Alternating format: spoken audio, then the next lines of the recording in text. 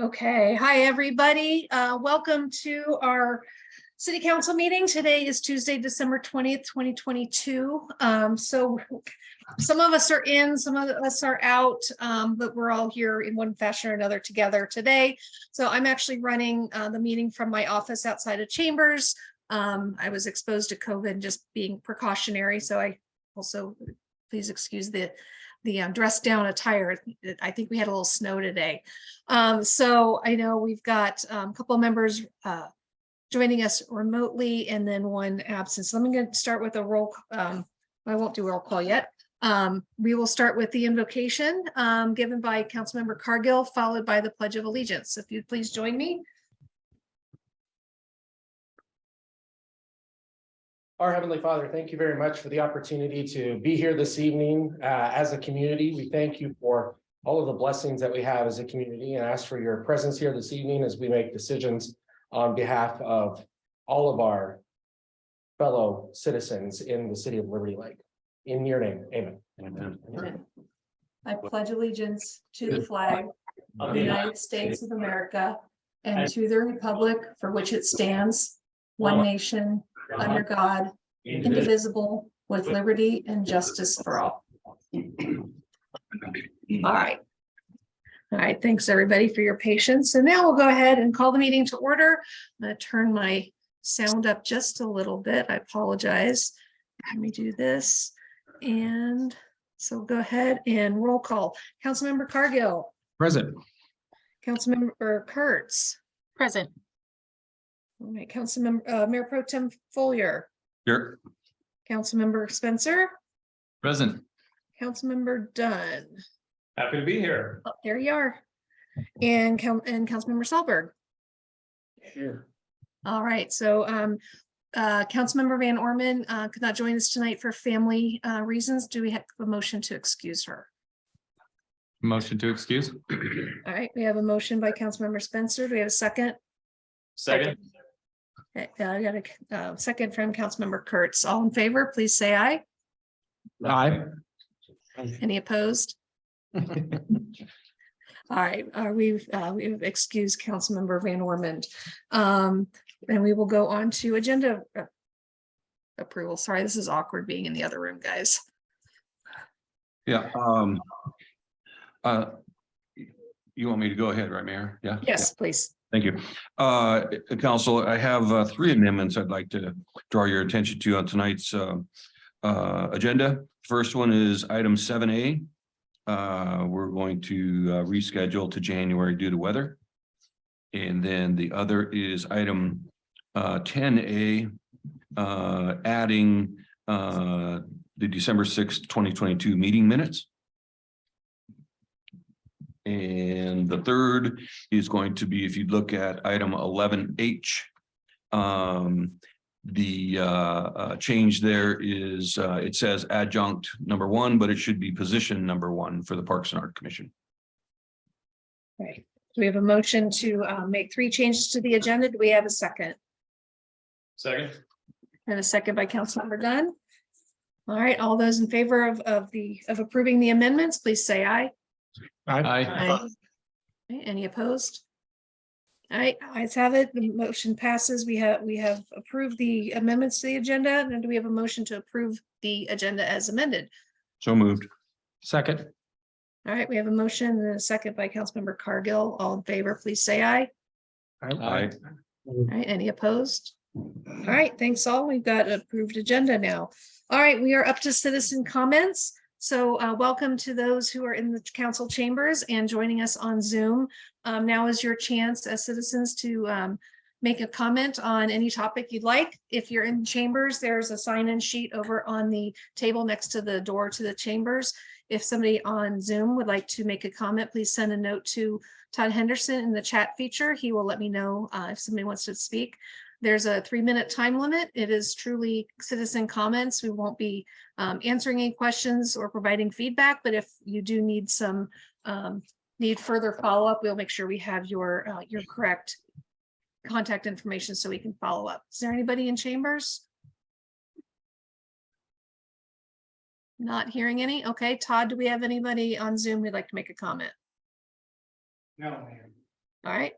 All right, just remember you will have a couple other opportunities as the agenda goes through on each resolution, each ordinance, and again at the end of the meeting. So we'll go on to announcements, proclamations, and special presentations. We have taken off our presentation number A. We're on to employee recognition.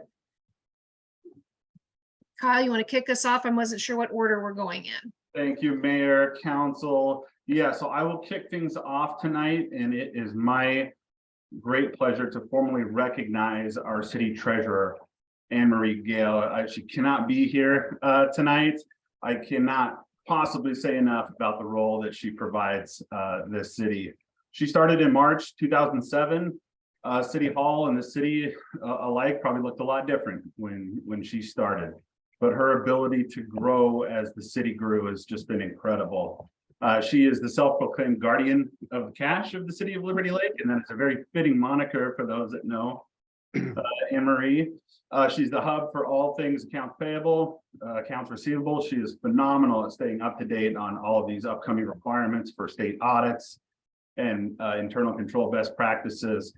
She has been an absolute rock for the finance and admin department. So, you know, with roles like the finance director, myself, HR, IT, clerk, payroll, accounting technicians, all those roles have either grown or changed or turned over in the last 3 years.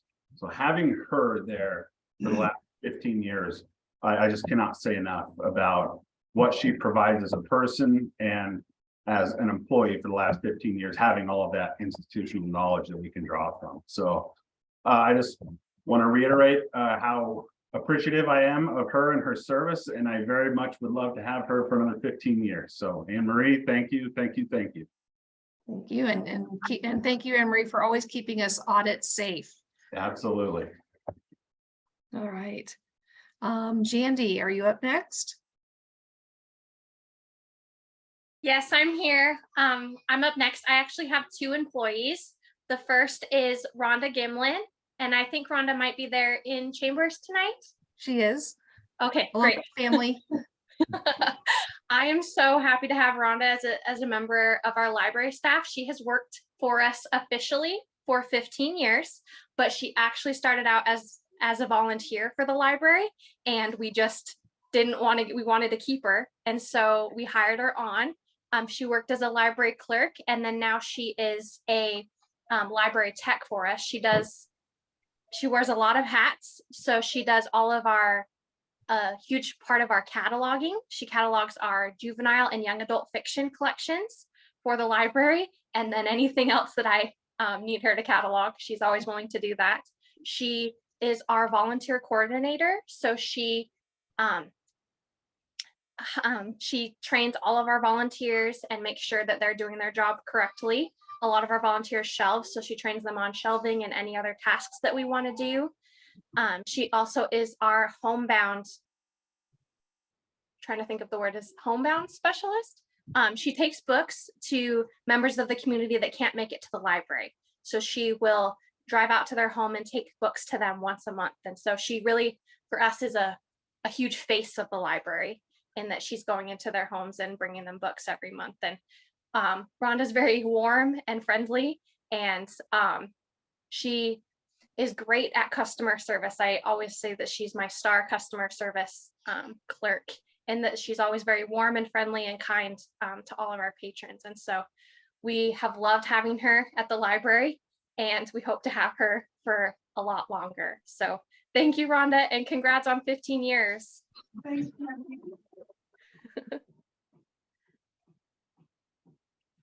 All right, well, and I think Rhonda works 24/7 because she is always there whenever I go in. We need to give her a break now and then. Yes. So thanks, Rhonda, for your service. And I know you've got one more, Jandy. Yes. So my second is Carol McKinney. She's not there tonight. Carol has worked for the library for 10 years now. She is one of our library subs. And when I saw her name on the list, I was like, I can't believe that she's been a sub for us for 10 years. Our library substitutes work the front desk at the library, so they will check out books to patrons, and then they also do check-in and holds and any other projects that we have for them. the kind of tricky thing about being a substitute is that you're required to know everything that the rest of my team knows, but you're not there, 30 hours a week. So they have to remember a lot of things. Carol has been with us for 10 years, and it feels like in the last 2 years that she's worked more than we've ever had in the past, just with all the changes that we've had at the library and all of the pandemic and everything. We have really used our subs the last 2 years, and they have pulled a ton of hours for us, and we are so incredibly grateful to have Carol. Right, so So clap for her anyway. thank you, Carol. Pass on our thanks, Shandy. Yes. All right, and so tonight is Chief Simmons, today, I guess, is Chief Simmons' birthday. So we are actually going to do the PD service awards, and I know he's got some other awards to give out to the PD. The first meeting in January, but I thought I would go ahead and just take a minute, especially since Lieutenant Morgan is in the room over there. He celebrates 15 years. I'm not going to go into the details, but I'll let Chief Simmons do that in January. So Lieutenant Morgan's been with us 15 years. Mark Holthouse, our school resource officer, has been with us 5 years. Detective Bowman, 5 years, and Aaron Kelly, one of our admins, record clerk, is also celebrating 5 years. So congratulations, everybody, and hope you stick with us for another round. So we'll have more to come on that in January when Chief's back. Okay, then we move on to, we're up to reports and inquiries. Are there any city council reports? And if you would just raise your hand on screen so I can recognize you. Hey, Hi, Councilmember Dunn. Madam Mayor, this is Dan. I just want to make a shout out to Jen Camp and the work of the Snow Angels, specifically a text chain to get out and to provide help to those who need some help with the snow. So though I've not personally been able to respond or engage with it, the calls have gone out and I've seen them actively responded to. So thanks to all who have participated. Yeah, it's a great program. And I know Jen's sent me the backup list in case she can't respond. But if you guys know anybody else who can sign up, we're always looking for volunteers, especially when we continually have these build-ups as we have this year. It's kind of unprecedented. All right, anybody else from council? Good, Councilmember Salberg. I want to second Dan's motion, but I also want to thank Dan for being a part of our chain for this last fun snow time. I also want to thank the city crews, not just the ones in the city, but the ones that are in the parks. And since I'm around Orchard Park, thank them for clearing the paths for the winter glow as well. They keep it so that everybody can enjoy a wonderful time. I also want to say congratulations. Last week, the Liberty Creek Elementary kids, parents, staff on the 13th and the 15th just blew it away. They did an excellent job, and it was very well attended, and it was just a fun time to enjoy them. And then also I want to just mention that I did get to go per Mark's encouragement to the Valley Chamber of Commerce nonprofit showcase. There were 40 nonprofit entities that were there, many of whom I've worked in the city of Spokane and who have been in the county for a long time. And it was a wonderful time. So thank you. Thank you. Any other council reports? All right, not hearing any. I'll keep my report pretty short. So Mark and I did attend the Greater Spokane Inc. Legislative Forum. If you guys haven't checked your mailboxes yet, we have provided copies of the 2022 legislative agenda from GSI. And I was also able to go to the Visit Spokane annual meeting and holiday party. They have bounced back. They're doing a great job. They had to cut their staff obviously way down during COVID. They're making their way back, getting some really good bookings. But on a sad note, we are saying goodbye. Oh gosh.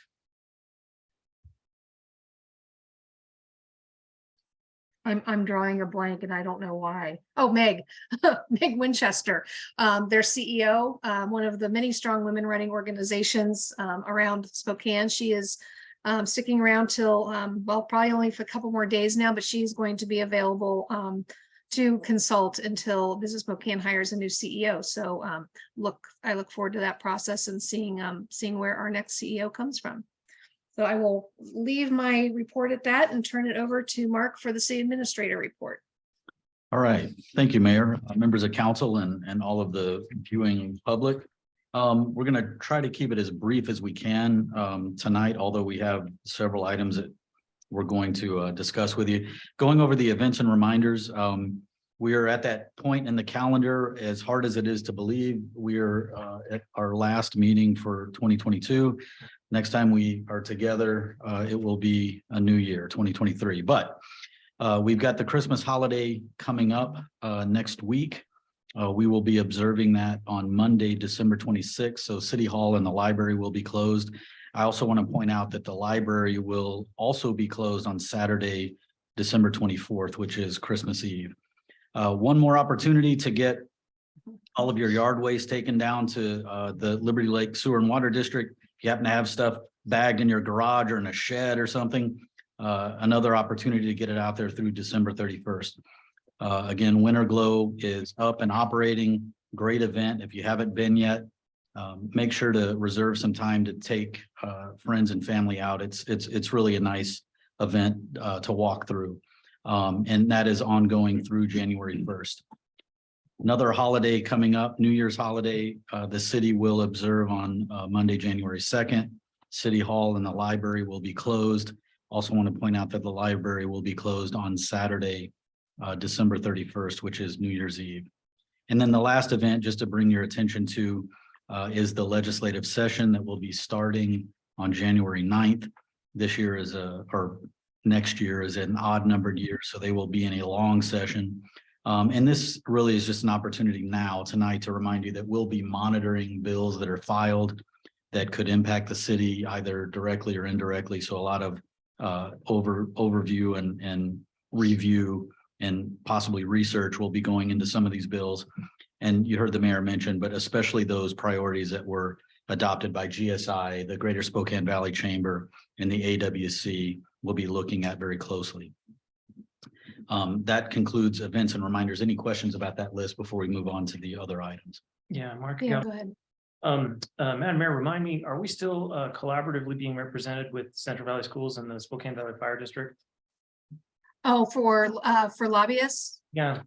We're not contracted this time. We don't have any major projects like we did when we came together on that previous effort for the obviously the Barker to Harvard improvements, but it's obvious, it's definitely an option going forward if there's anything that rises to that occasion.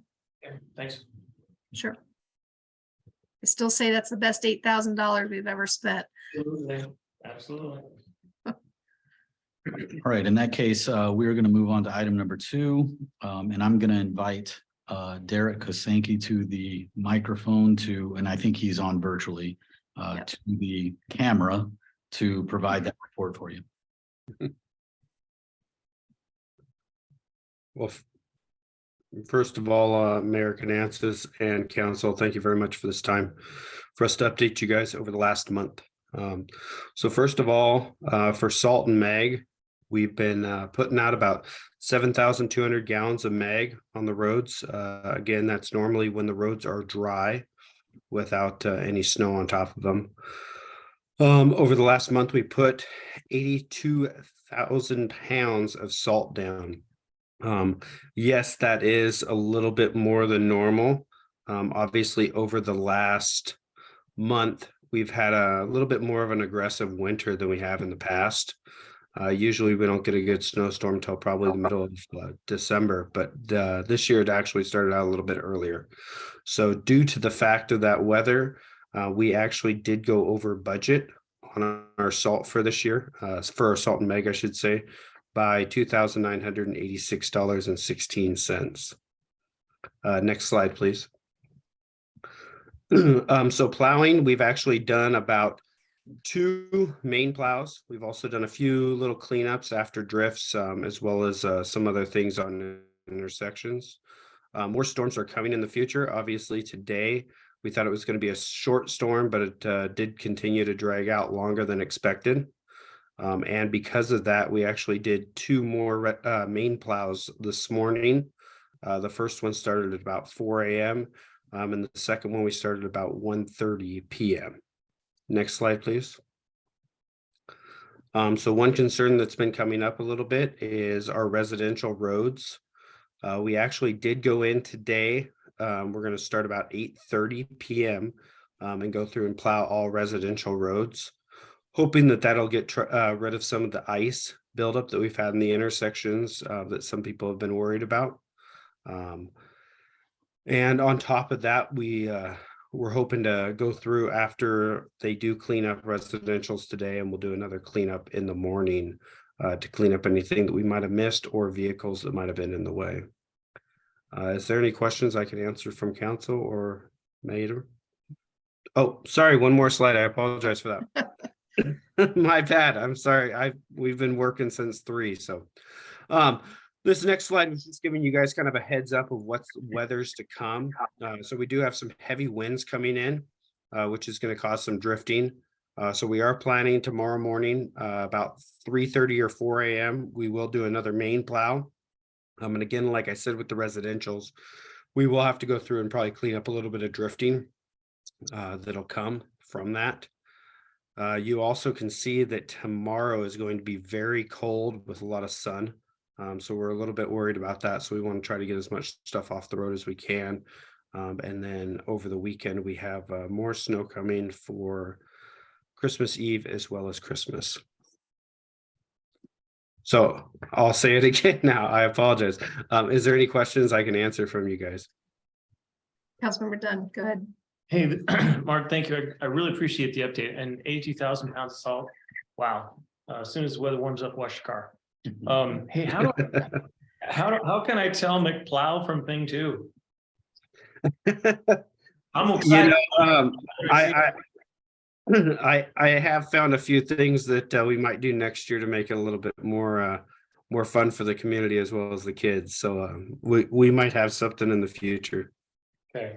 I don't know, decals or magnetic applique or something, have some fun.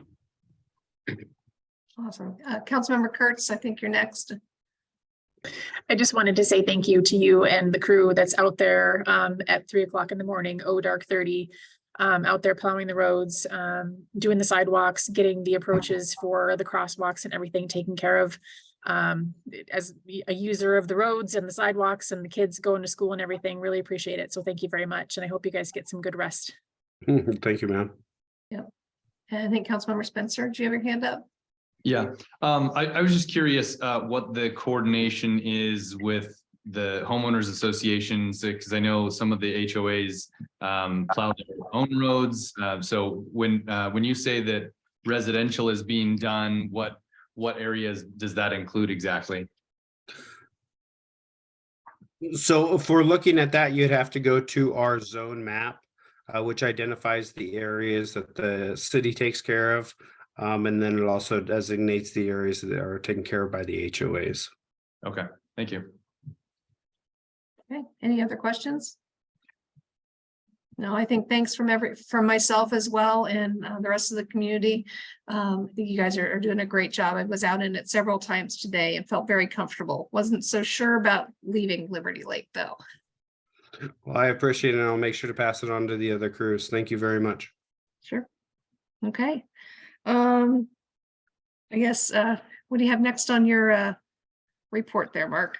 So before we move on, I just want to point out that despite the heavy winter weather that we've had to close out the year, and Derek mentioned the roughly $3,000 budget overage, that constitutes about 2.5% of the material budget for that line item. So all things considered, team has done a great job to keep the roads cleared. We've got 2 items that are on tonight's agenda, on your action item agenda. They are numbered 11C and 11D, and they both have to do with the driving range poles and nets. And we wanted to have an opportunity to talk a little bit about both of those items to explain what they are designed to do, what they're not designed to do, and just to initiate some Q&A to make sure that everyone's comfortable with each of these items and has a firm understanding of what they're designed to do. And so for that, I'm going to turn the floor over to Lisa Key, although we also have Kyle and some others available for additional commentary and questions as they come. So Lisa, why don't you kick us off? Yeah, thank you, Mark. Mayor, Council, wanted to share with you, we have a contract for the design of the poles and netting, which is the long-term solution for the driving range. The scope includes basically 2 design scenarios where they will develop a 30% design scenario with an opinion of probable cost. And we'll come back to you, City Council, to determine which direction we want to go. Based upon your direction, they'll complete the 100% design, the bid specs and the permit applications for that. And we will go out to bid for the poles and netting based upon the design, the preferred design that you've identified.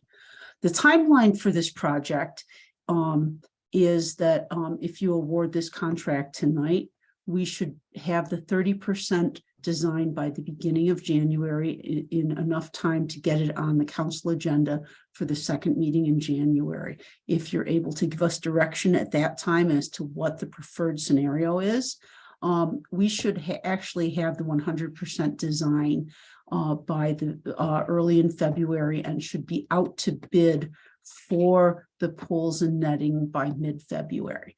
That means we probably wouldn't be looking at the award of contract until the second meeting in March, if all goes according to schedule.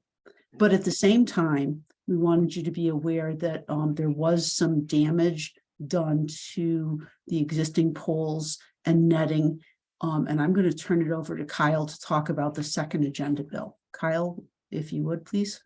Thanks, Lisa. So yeah, that second part of this is a quote that you guys have before you for consideration, totaling $17,132 to repair that damage to the netting. And what we would like as staff is, I suppose we could say, maximum flexibility to proceed with both improvements on the capital level with replacement, long-term replacement of poles and netting, and also short-term ability to repair what has been damaged over the course of the last couple months, so that we can open up the driving range again short-term to realize what would otherwise be lost revenue. And so for a frame of reference, the first quarter of 2022 through the end of March, we received $45,000 in driving range fees. And so you can see there's an opportunity that potentially would be lost if we do not repair this netting while we wait for design specs and costs to come back for our long range improvements. So if we're bleeding into April and perhaps even May, those revenues go up exponentially with the warmer weather as well. So something that we wanted council to be aware of on both sides. Again, I think that is probably valuable to point out that it's not a given that we will do both of these. Right. We obviously have to proceed with the long-term solution. But again, the timing of that will determine whether or not it makes sense to do the intermediate repairs. And again, some of that will depend on what happens with the weather.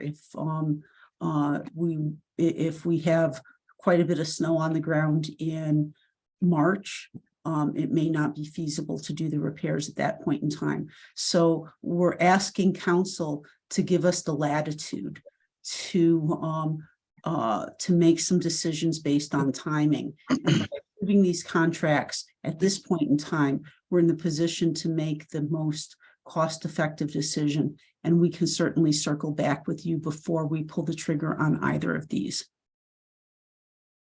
I saw Councilmember Cargill's hand up. Lisa, before we go, Lisa, do you want to take some questions now, or would it be more appropriate to wait until we get to those action items? I think we can. I think the point in doing this now is that we can answer all questions so that hopefully it's we've cleared up any confusion that council may have on what's being proposed. All right, Councilmember Cargill, you're up, and then Mayor, what, Bill? First, point of order. Why are we not Yeah. talking about this during the agenda item? Yeah, That was the why I was asking. That's a more appropriate time. I think so. Okay. That's how we've always addressed these items in the past, so. Okay, so Councilmember Cargill, if you can hold your question so we get to those items, that'd be great. And so Kyle, Lisa, thanks for the synopsis. That'll give us a good starting point when we get to the action items. Thank you. Thank you. All right, so moving on to item number 4, we wanted to give you all a briefing on our COVID protocols. Heidi Workman should be online, and she's going to actually talk you through just very briefly what those protocols are and the fact that we are following them. And so if Heidi, if you're on, take it away, please. Thank you, Mark. Well, as everyone knows, 'tis the season for respiratory illness. And I just wanted to take a moment to reassure council that although Governor Inslee's COVID emergency orders expired on October 31st, we continue to follow LNI's COVID safety guidelines as COVID remains a recognized workplace hazard.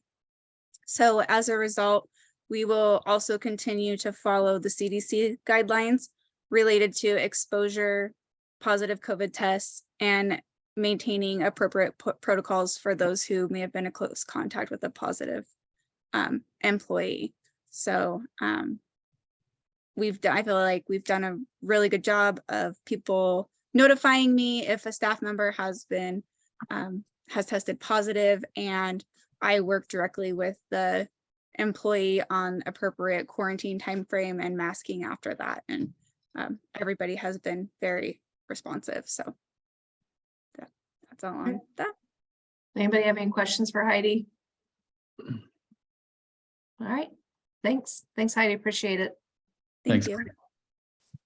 All right, and finally, number 5, we've got the compost procurement ordinance. Again, this is down farther on the agenda. The reason that we wanted to mention it now in the report is because we are at a place where, according to the RCW, this has to be adopted by January 1, 2023 in order for us to be in compliance. And so there was some debate as to whether this applied to us at all. And after some back and forth with a variety of different parties, we determined that it does. And so we are at the place on the calendar where our only option in order to comply would be to bring it forward and ask for a suspension of the rules so it can be heard first and second on tonight's agenda. So that's essentially what we wanted to bring to your attention, is that this is on the agenda and we would be asking for a suspension of the rules once we get to that item. And again, we can hold questions and discussion until we get to the actual item.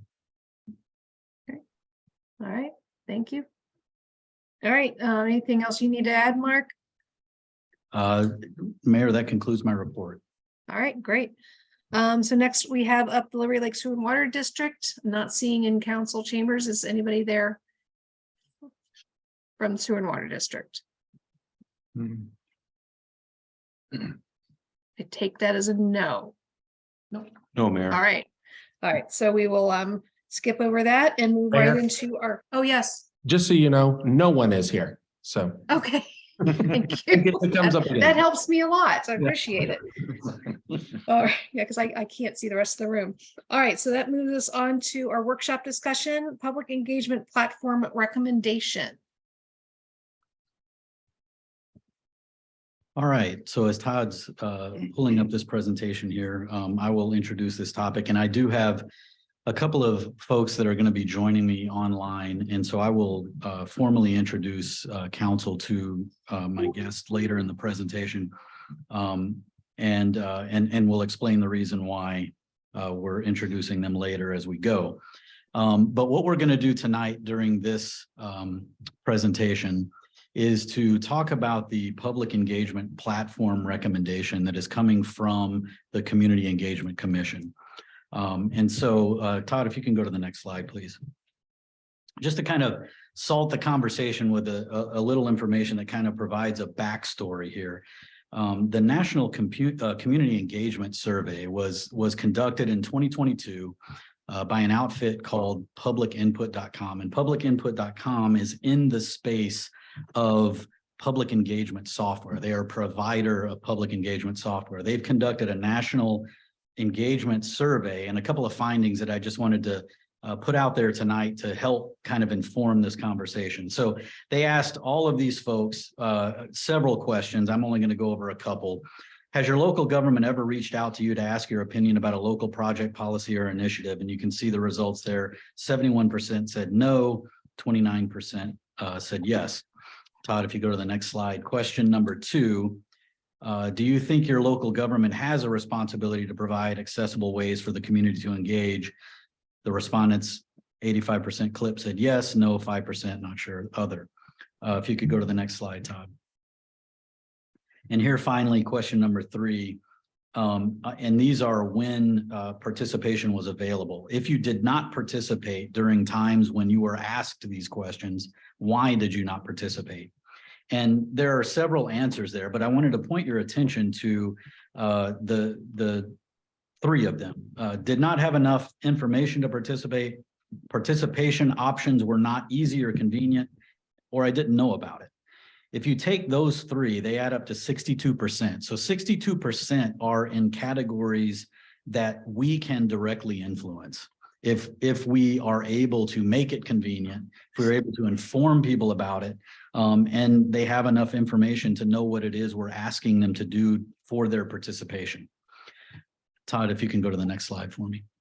So this is the Community Engagement Commission's purpose statement in the ordinance, and you should all be familiar with this, I suspect, and I'm not going to go over this whole thing, but this is kind of the backdrop, the mission, if you will, of the Community Engagement Commission. Todd, if you can go to the next one, and this is just the second slide of this. It's a fairly long purpose statement, and again, Todd, if you can go to the next slide.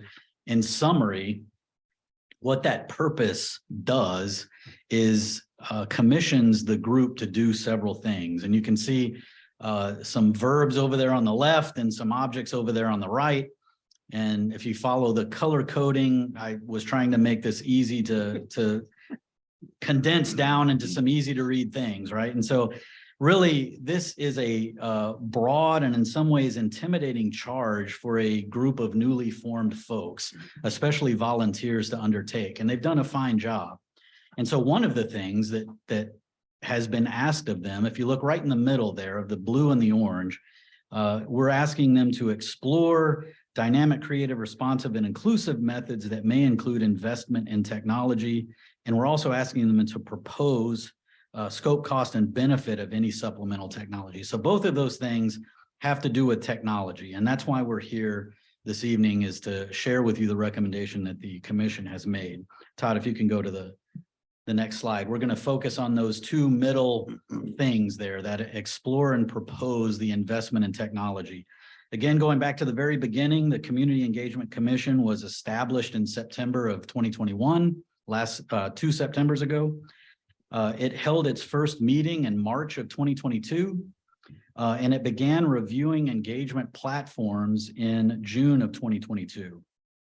And between June of 2022 and November of 2022, the commission saw, reviewed, had demonstrations of, read information about, did independent research on 4 platforms that would meet the needs that we think are out there with respect to community engagement, especially as compared to the charge that was given to the commission through their establishing ordinance. And so at the past meeting, the most recent meeting, I think it was on December the 14th, the commission reached a consensus on an engagement platform to recommend to council. And that's what I'm here to share with you. And so I want to emphasize the fact that the commission did reach a consensus after all of that review. And so the platform recommendation, all of this is leading to the recommendation that we are making and bringing to you this evening. Todd, if you can go to the next slide, is for a community engagement platform called ZenCity. ZenCity is one of many players in this space. I mentioned another one before that was responsible for the survey that I referred to at the beginning. And there are a handful of others. And like I mentioned, the commission reviewed 4 of them. And so right now, I'd like to take the opportunity to introduce my guests, both of whom are from Zen City. And I hope you're on there, Fahum. And I'm going to let Fahum introduce himself and also Shasa from his team and give you a little bit of background about their role in this. Fahum? Thank you, Mark, and Madam Mayor, members of the council, city staff, residents, and the Community Engagement Commission. Appreciate you having us today. My name is Fahum. I am the partnership representative here at Zen City. And with me is Shasa, who is our solutions expert and engineer. Shasa, if you want to say hello. Yes, absolutely. Good evening, everyone. My name is Shasa McCarriger, and I am the product manager for Zen City Engage, and I work alongside Fahum to provide solutions to cities like yourselves. Thanks for coming. All right, thank you, Fahum. And what I'm going to do is I'm going to go through this very briefly, but ask Fahum and Shasa to correct anything that I may see that is a misspeak or provide any contextual details and be there to answer any questions if you have any at the end. So Todd, if you go to the next slide, Zen City has been around since 2016. It is a provider of local government focused software that does specifically engage the community. It partners with over 300 local governments across the world to help them create and sustain meaningful connections. And you can see some of the partners listed there, and there are many others. And just so that you're aware, Lake Stevens, Washington, Mukilteo, Washington, and Yakima, Washington, we've had conversations with just to make sure that, asking questions like, why did you engage Zen City? Are you getting what you thought you were getting when you engaged them? How is the customer service? What is the customer relationship management like? All of those kinds of questions, and have gotten very positive feedback from all of those that we have talked with. If you could go to the next slide, Todd. And so in short, really what Zen City is a proactive community engagement platform. And there are 7 major things that the engagement tools help cities do. And all of those, if you look down from top to bottom, fit into the Community Engagement Commission's purpose in some way. It touches all of them in some way. Now, that's not to say that Zen City itself or any platform itself is going to be the difference between good engagement and not so good engagement.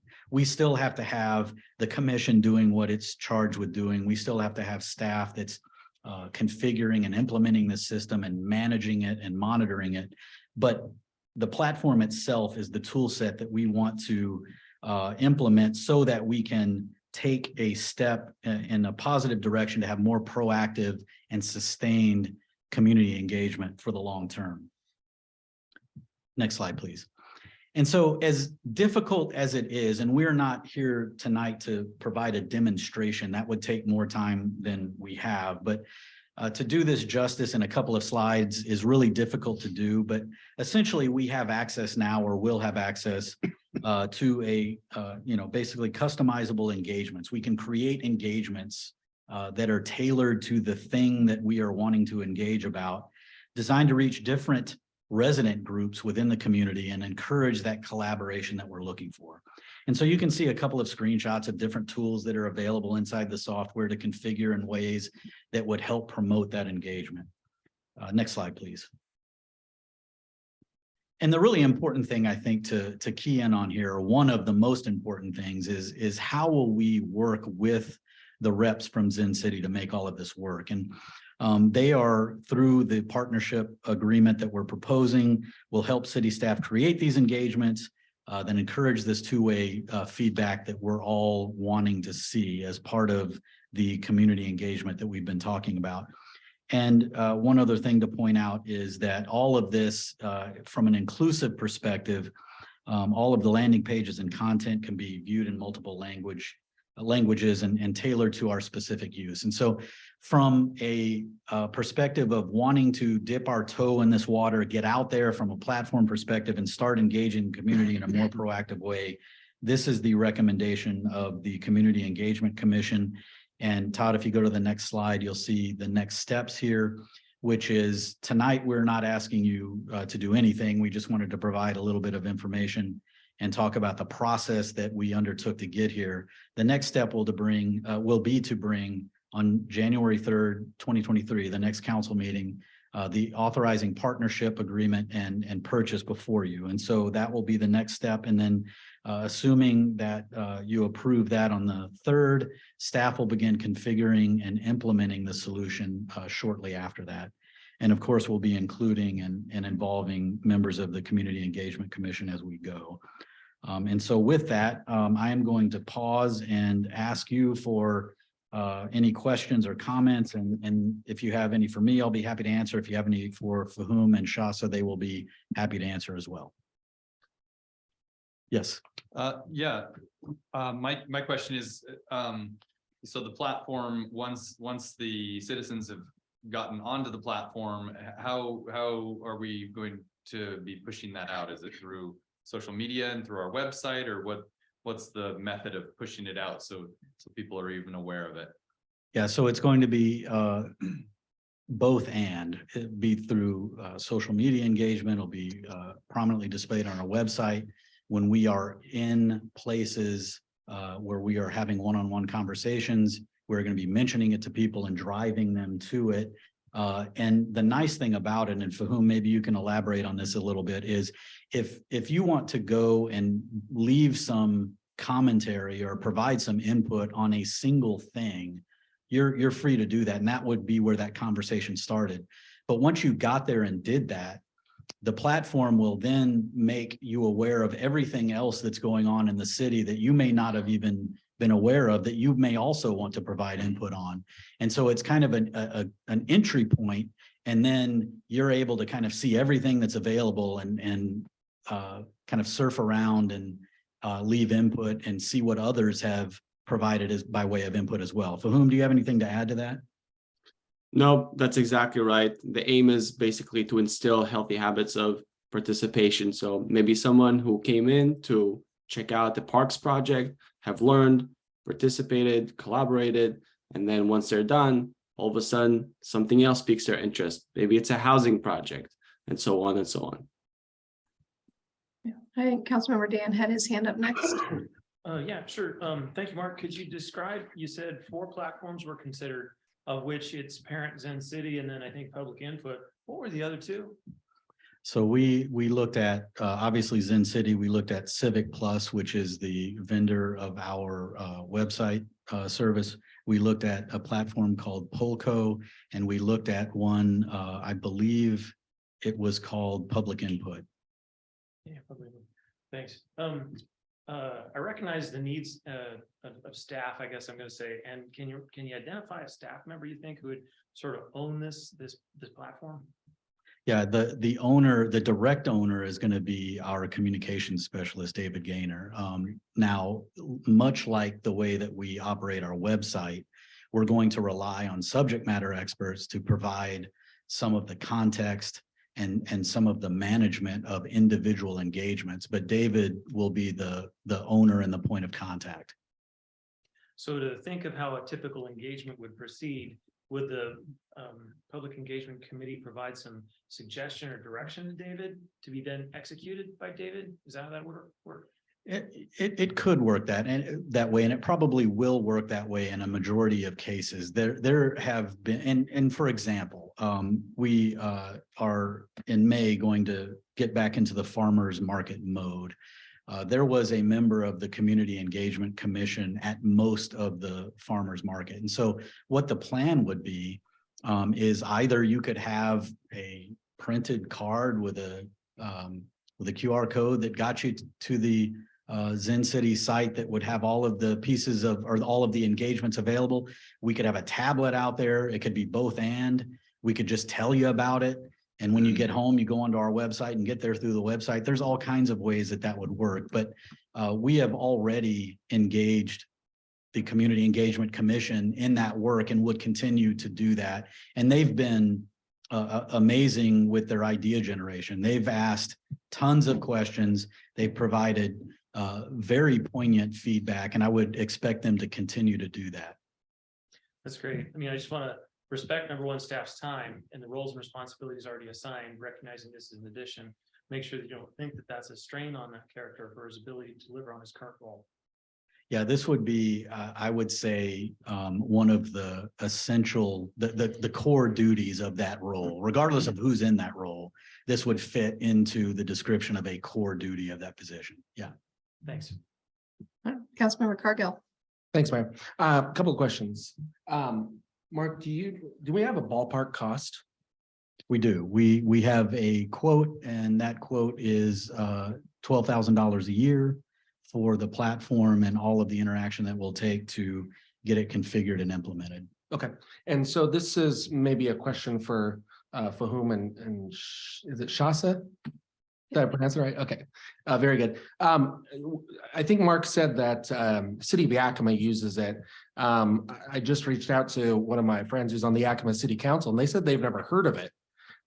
So is the council engaged in other cities in getting the feedback from this platform, or how does that work? I think it, well, and Fahum and Shasa, fill in. I think it probably depends on the city and how it was implemented and what they're using it for. And so I don't know that I would be able to answer for every city that has implemented it, but it would probably depend case by case. Fahum, any? Sure. So this speaks to the partnership as a whole. Zen City has different modules, different approaches to resident engagement, depending on the community size, the community makeup. So something that Yakima would use would be slightly a little bit a variety of this, something different, but communities the size of Liberty Lake would use what you've seen on the presentation. Okay, and so maybe try to help me here on how, obviously you have that graph, one of the first graphics that talks about the reasons why people don't get engaged. It's difficult, they don't necessarily have time. So I understand the concept of maybe putting more things at the farmer's market or trying to engage people that way, but I'm trying to figure out how this platform, other than maybe it's kind of like a one-stop shop. Is that what we're going for in terms of trying to engage more people, just make it easier online for them to be engaged, or are we trying to do other things as well? Yeah, we're definitely trying to do other things. And I don't want to leave you with the impression that we're going to implement Zen City and then it's a hands-off experience from that point forward. We're going to ramp up other ways of driving people to this platform so that we can hear their feedback. And so as an example, we talked about the farmer's market. Another thing that we're looking at doing in 2023 is starting a city podcast, which is a very low cost way of engaging a lot of people. So one of the things that we would propose to do in every episode is remind people that we have this platform out there and they should go to it and see all of the various projects and initiatives that are out there that they're able to provide input on. Another thing that we would propose to do is start what we're tentatively calling a city academy, where we would have people that came in to learn about the core services that the city provides, our style of government, all of those different kinds of things. And through that, we would also be, getting people engaged as well. But it would be a repository to push people to, not taking over everything that we already have in place or would propose to put in place. So, and I don't want to, Fahum and Shasa, I don't want to sound like a Debbie Downer. I'm just trying to figure out the difference between being able to do that via this website and being able to do it via our own website. I mean, if we were to put up a poll or something on our own website, couldn't we do the same type of thing? Or is there something else that they do that helps us get more data, I guess? Sure. And so Fahum, feel free to jump in here, but I would. Maybe Shasa will want to chime in on this one as a product expert. Sure. Yes, absolutely. So the difference between our product and I would say a city website is just the number of different feedback mechanisms available to you. So for instance, there are 16 different question types. Some of those are very tailored to getting feedback towards your budget. So it makes citizens work within the constraints that you are working within. It also has collaborative features. So you can have a public board where residents can go and ideate on a topic. And it also has a discussion module so they can go and have two-way conversation. And so it's really a mixture of different things that you can use, a wide variety. It's also available in 29 languages. As we said, it's very accessible. And the other thing that we do is we close the loop. So once you have all that participant data, you can actually generate a report within 2 minutes, letting the public know how people have answered certain questions. And so it's really about providing that contextual education on different initiatives, getting the best feedback through the best questions, encouraging conversation, and then closing the loop and letting them know how it's done and why the decisions were made. Okay, thank you. Can I ask one more question, Mayor? Because this has come up in previous council meetings. How do we keep people from outside the city from engaging in this and being involved? And are there ways we can do that with this setup? There are, and I am going to again rely on the folks from Zen City to help explain how that's done. Absolutely. So there's two ways that you can track your traffic that's coming in. We do track through IP addresses and also through digital fingerprinting. So if you suspect that you are getting 50 responses from an IP address, the same IP address, or an IP address that falls out of the bounds of the city, then you can certainly exclude those. We do collect all responses. We never exclude any responses. But once you download your CSV export of all your data, you'll be able to see those duplicates. And you can also run filters that automatically excludes the duplicates. Now, what we don't do is geofencing. So we don't automatically detect if somebody from the neighboring county is trying to respond, but there are ways that you can see and discard any of that information. So far, we haven't really had a problem with neighbors trying to come and give their options or their opinions on a dog park, but there are different ways that you can exclude. Okay, And to add to Shasa's feedback point is it's also the reason why we don't want to limit that, because it is the holiday season. What if we travel outside of the city limits? We still want to be part of the process, and we want to enable that. Okay, thank you very much. All right, Councilmember Spencer, before I get back to you, let me see if anybody else has a question. Councilmember Kurtz. Not necessarily a question, but I'm excited that the Community Engagement Commission had the chance to look at different options and that they have made a recommendation to us. I'm excited about the opportunity to have citizens engage and have one more mechanism and platform and data to do that, to make decisions and understand things.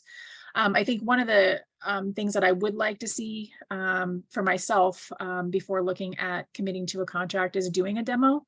Over the last year and a half or so, I think the whole council got the opportunity to demo a different a platform. And I think it was, for me, very helpful to know what it was that we were purchasing, know what it was, so that, as we move forward as people that engage with the community individually, we can answer questions to that as well. So if there is the opportunity before we make a decision on a contract, I would love to be a part of that. Yep, great. All right, anybody else before I go back to Councilmember Spencer, Mayor Pro Tem? Yep, thank you, Mayor. Yeah, I guess I would agree. I'm listening very intently on what the product is going to produce that's beneficial to the city. And I hear push it to people to our website, platforms, and I mean, I'm not the most tech savvy guy out here, but I'm not stupid either. And I'm trying to grasp a hold of what is the benefit of this product and how is it going to help us. And for me, hearing yes, maybe, yes, maybe, yes, maybe, doesn't cement that in. It's a productive product for today, maybe down the road. But in my mind, if it's something similar to the social media sites, it's the same 50 people responding all the time. And I'm not going to sit here and take feedback from such a small dynamic of our citizens. And I fear this may give us a small sample of what people think or want to relay. So, and you're asking us to make a decision on this at our next meeting, when I'm still, I'm not sure how it's going to help. I'm not clear on that. And maybe it's just I'm not as tech savvy as some of the other folks in the room here, but common sense. That's all I'm asking. So maybe the demo, or maybe here's what it can do. And you said earlier, Mark, it's to get into the weeds of what this thing has to offer is going to take some more time than maybe we have tonight. But you're asking us to make a decision at our next meeting. I'm just one of 7. I don't know if I know enough about it yet to make this to be a part of that discussion. Thank you. Okay, Councilmember Solberg, last chance before we go back to Jed. Go ahead. Thank you, Mayor. Yeah, I have some reservations as well, and I'm not sure that what I've heard would convince me to know that I have enough information to vote on it by the next meeting. This is about $1,000 a month, which is reasonable. We also have a communications specialist that we're paying significantly more than $1,000 a month, and I'd like to know if this is going to supplement, or once we hired somebody, I kind of thought some of these things that we're talking about here were going to be the responsibility and maybe the purvey of that particular person in that position as well. So I have some questions as well. All right, thank you. All right, Councilmember Spencer, thanks for being patient. Yeah, sure. So I guess my other question is, you talked about the fact that you can eliminate the multiple hits from the same IP address. Is this going to be a platform that requires a login? No, anyone can comment. The goal is to lower the barrier for participation. So anyone really in the community who might not have time or resources to be part of the conversation, learn about projects, share their feedback, can from their, palm of their hands, using their phone, can access all the projects and initiatives that are happening and be part of the process. Yeah, I guess my main concern is just kind of accountability for the information coming in. You mentioned possibly setting up a tablet at the farmers market. Well, those are all going to be hits from the same IP. So trying to figure out, okay, what information do we weed out? And again, as Mayor Pro Tem pointed out, are we just going to get feedback from the vocal ones that are really happy or not happy with what's going on in the city? And but I do like the concept of having kind of a repository for all things related to city business that we want to get feedback on, because not everybody's on Facebook, not everybody's going to show up at the farmers market. But if we did have this place that if we had a coordinated effort to push people out to a platform like this, and again, I like that idea of, hey, I came here for this issue, but it's suggesting I comment or weigh in on this other topic that I hadn't even thought about. So I can see the benefit based on just what's been described, but I do agree that it would be nice to maybe perhaps have some sort of demo that we can kind of play around with and kind of see how the platform works. And perhaps even if we had some examples of the other cities that have been mentioned, again, because there's no login required or whatever, we could hop onto those sites and see what those look like, how they're engaging their own citizens. Right. Yeah, we'd be happy to set up a demo. I think that would, again, from the goal of tonight's meeting was to come and sort of express the recommendation that the Community Engagement Commission had provided. And so we'll be happy to schedule a demo. I don't think Fahum or Shasa would object to that one bit. Yeah, I think asking for a decision on January 3rd is definitely premature. Maybe we set up a demo, even if it's by Zoom, and then we record it so those council members who can't attend that demo can go back easily and watch it. And also we need, obviously this is not going to solve our problems 100%. We still have those community members that don't do tech. If my dad was still living here in Liberty Lake, he does sorry, Dad, 87. But you have quite a lot of other community members who don't do computers. They don't do iPhones. And that's a scary thing. So we still have the missing piece somewhere. How do we reach out to those people we're not reaching still? But I fully applaud the time and effort that this that the Community Engagement Commission put in on this. It's a lot of work that the council, with everything we've been doing this year, would not have had time to do the deep dive into it. And I really, really, say a big thank you to the members of that commission for doing this and being so productive, getting this out in less than a year of being a commission. Great job. So I think our next step is, figure out, a time to do a demo. I see Councilmember Cargill's hand is back up. I just wanted to ask a quick question. I don't know if Mark can answer this or maybe for whom we can as well. What would be the difference between doing this system and then just, linking once a month to a new Survey Monkey poll? So for whom, let me field that one. The difference would be essentially with a Survey Monkey tool, we would be putting together a individual survey of whatever topic. Right. And we would be then receiving input that would have some of the same concerns and challenges that we've heard about earlier. Right. And that data would be completely independent of anything else.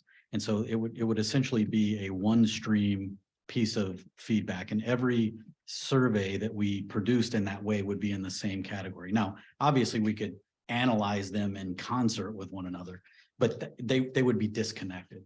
Whereas the platform that we're talking about, and again, Zen City is one of many that play in this space. The power that you get is the collaboration between the tools and the data collection and analytics that you would be able to access once all of that feedback started coming in. And so you would, be able to do certain things with geocoding certain data and seeing it geographically. You would be able to have archives and go back and reuse things and follow up and get changes over time, all of those kinds of things that you would expect to see with an enterprise-wide solution.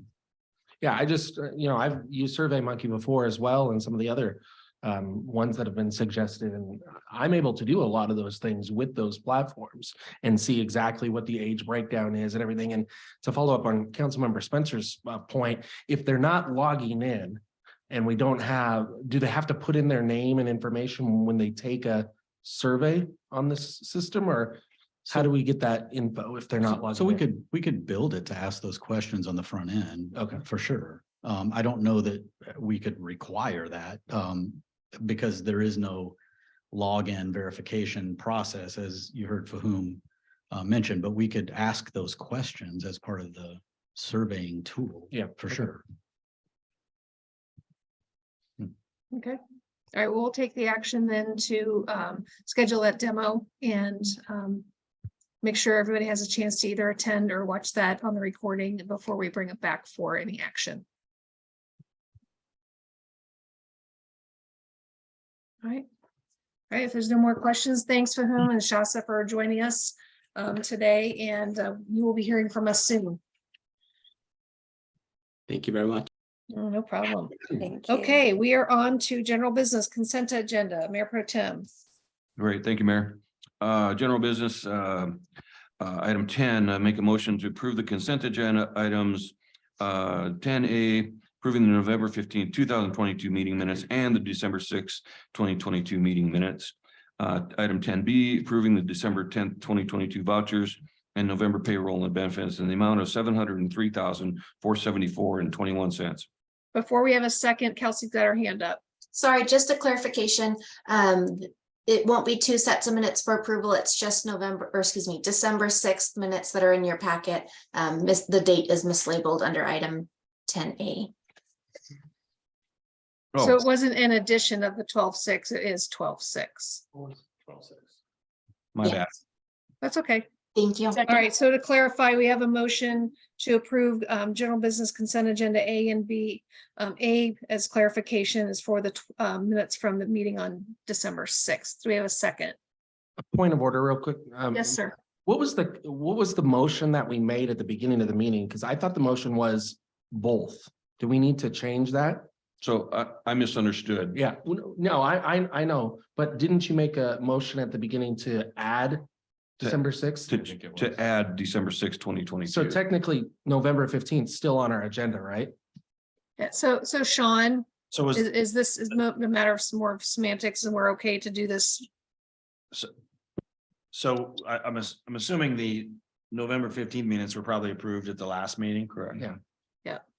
So all you do is make a motion to remove 10A November 15th. You would, the 6th is already there, so just a motion to remove it, and then you would make a motion for the 6th approval. Okay, well, so we don't have a second yet. So Okay, So let there's me no start Chair over. Pro Tem, can you rescind your original motion? Yep, I'll start over. Thank you. No second. Yeah, so it dies on its own. Thank you. Yeah. All right. I'll make a motion to approve general business item 10A, approving the December 6th, 2022 meeting minutes. You want me to remove the November 15th? You can. Yeah. Why don't you do this? Why don't you just go ahead and approve the 6th Right. and we'll leave it at that, and then we can motion, we can remove the 15th afterwards. Okay. So that's one motion. Second.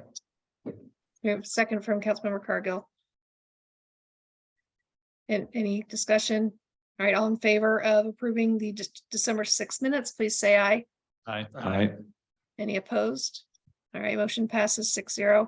At this point, I'll make a motion to remove the wording under item 10A, November 15th, 2022 meeting minutes, having already been previously approved For November 15th. for November 15th. Second. I didn't hear the second, sorry. Second, Jet. Thanks. All right, so we have a second from Councilmember Spencer. All in favor, please say aye. Aye. Any opposed? All right, so we're removing just November 15th minutes. That passes 6-0. All right, on to B. One more, yep, item 10B, I make a motion to approve the December 20th, 22 vouchers, November payroll and benefits in the amount of 703, 740, 474.21. Second. Second. Okay, we got a second from Councilmember Cargill. All in favor, please say aye. Aye. Any opposed? All right, motion passes 6-0. General business. Sorry about that, I screwed that one all up. So, It's okay. Okay. Item 11A, make a motion to authorize the mayor to sign the mutual consent to extend the original concrete contract by 1 year through December 31st of 23. Do we have a second? Second from Councilmember Dunn. I'm sorry, Councilmember Dunn, I couldn't hear you. All right, discussion, questions on general business A? Councilmember Solberg? Yeah, I'm going to go back a few meetings to a question that Councilmember Cargill asked in the past. Why is it that we're suspending putting this out to bid? I understand that Bacon, I watched them do their work, but I thought it was one of the things that we did in government was that we put things out to bid and that we took the top 3 bids and then we decided. Kyle, do you want to take that? I do know, I believe this is one of the ones where we have, we went out to bid, I think it was last year, and as part of that contract, we have the option to extend. Correct. Yeah, may I weigh Sure. in? I know that when we went through this last year, it was a large struggle to get concrete contractors to even bid on it. We went to bid multiple times. So the mutual consent to extend is a normal practice that we go through in most all of our contracts, but if the council so desires, we can certainly go out to bid. The contractor did agree to it, as well as with item 11B on the street sweeping. It's just a normal practice we've always done, but And it no would be the- increase in cost, Jen. correct. That's a bonus. Any other questions? All Just, right, not hearing your, go ahead, Councilmember Dunn. Mayor, hang on one sec. Oh, sure. no, I recognize this is a contract on as needed basis. There is no specific work. It is as it comes up. So with respect to bidding processes, yeah, I don't have any concerns about this. I support the motion. Anybody else? And Councilmember Dunn, if you could do me a favor and get closer to your mic, I'm having a little trouble hearing you. All right, any other questions?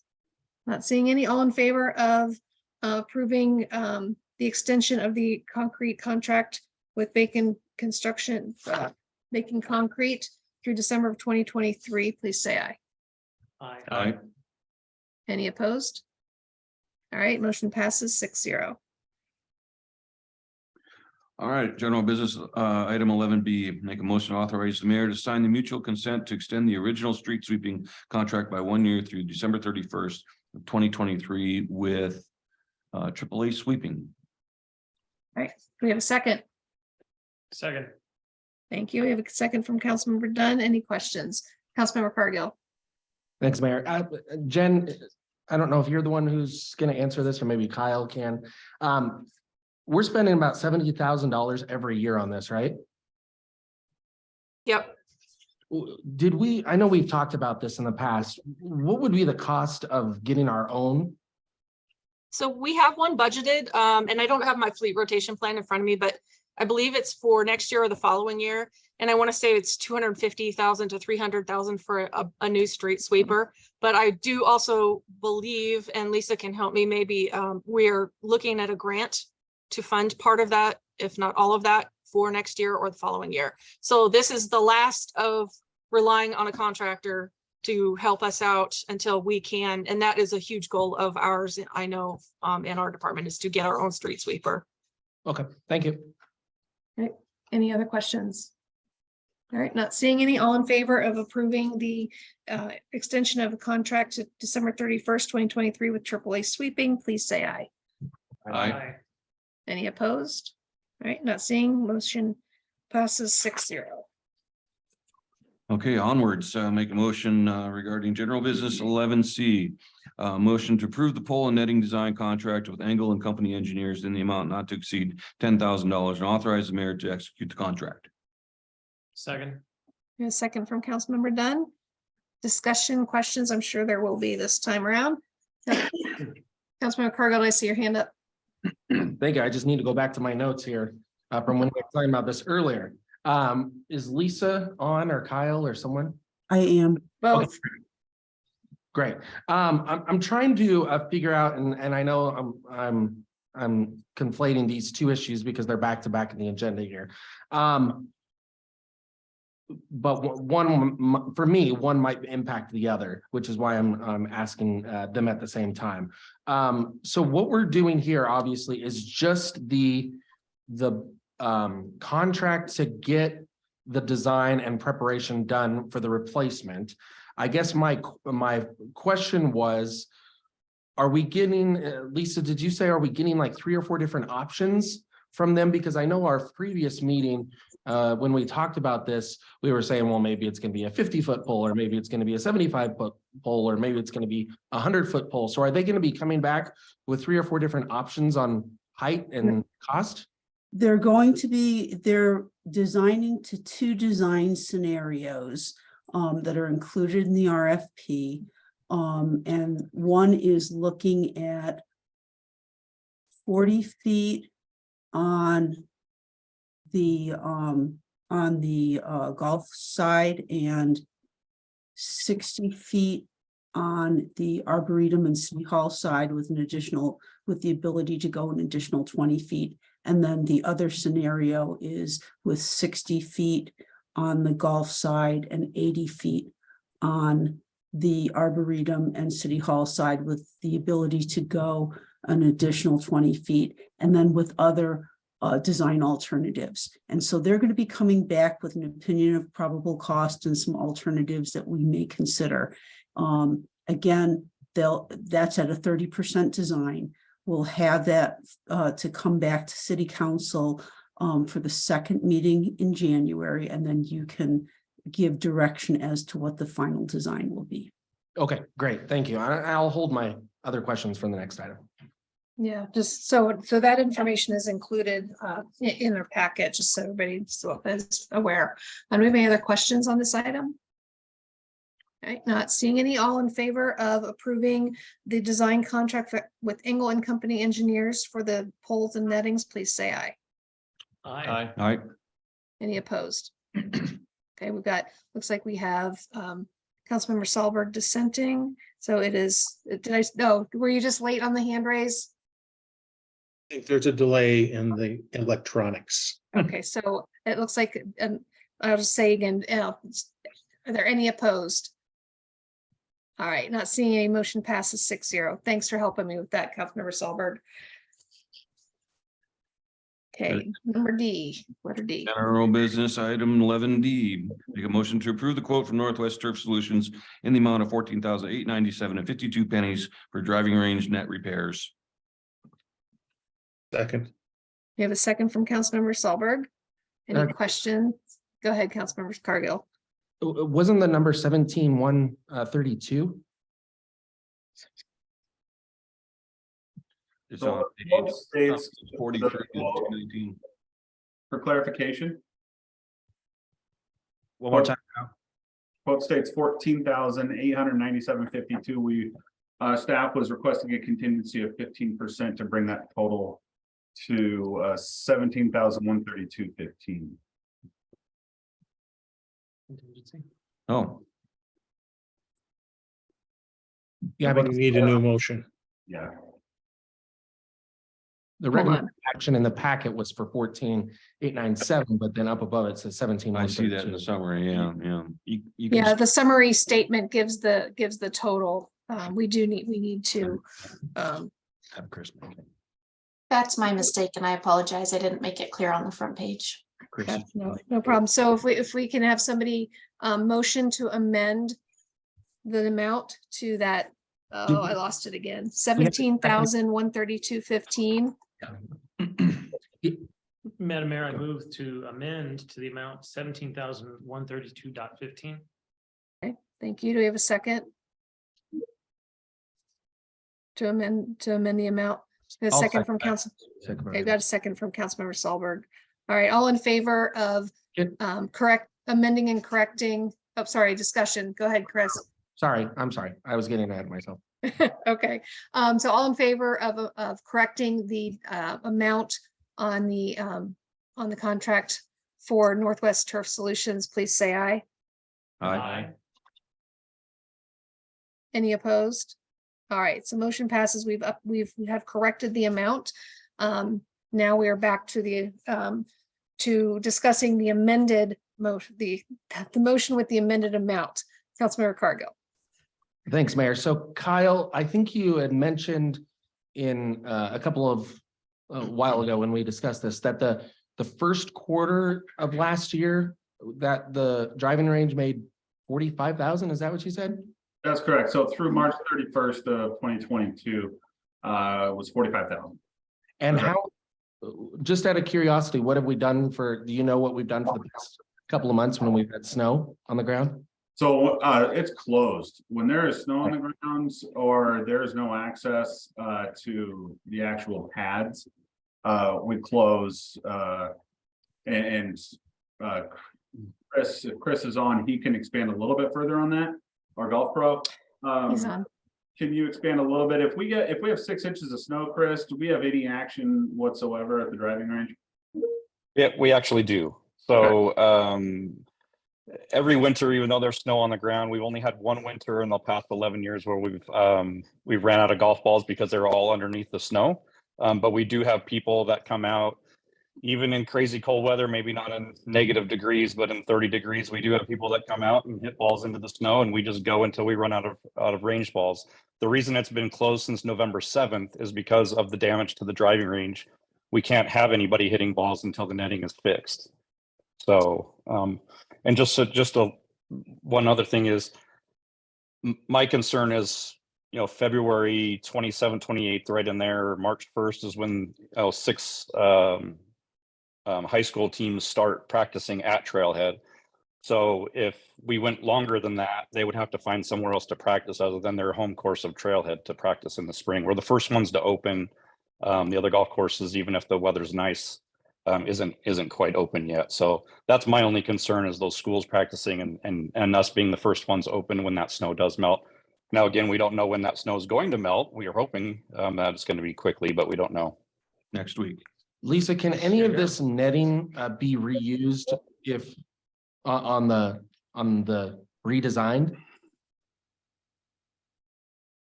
That is a question that I can ask the engineer. I do not believe so, but it's possible. Okay, I would hate to do it for, spend $17,000 for a month or two. Can you walk us through the timeline again? Yeah, I think you said that we would decide on a bid in February. Is that right? So we're gonna have, we're gonna have the 30% design scenarios to you for the second meeting in January. Depending upon how quickly council decides, we'll be able to be going out to bid potentially by mid-February, which would mean that we wouldn't really be looking to award a contract until mid-March. I mean, that's the fastest scenario, but again, that depends upon how quickly decisions are made and whatnot. And so that's on the one hand. On the other hand, as Chris said, the driving range is closed right now and can't operate without the repairs being done to the driving range netting. You know how long it will take once we approve everything to actually do the project? I do not. I believe that it can happen relatively quickly. It really depends upon supply chain issues and whatnot, but we'll have more of that information at the 30% design. So when I come back to you the second meeting in January, I'll be able to provide you with a little bit more information as to what that looks like. Again, And I as think, far as, oh, sorry. again, I was just gonna say, I mean, the question is also when they can get out there to do the repairs, and that will depend somewhat weather dependent and somewhat supply dependent. Is that correct, Chris? In talking to Trevor right now, it's slated for the middle of January, but it's weather dependent. The main thing is to get onto their schedule so that it doesn't keep getting pushed out. So if we wait until the middle of February to get onto their schedule, we might not get it repaired until March or April. That's our fear. So we would basically be in the queue to be the next thing to be repaired if we make the decision now. Okay, thank you. I think I see Councilmember Spencer's hand and then Councilmember Dunn.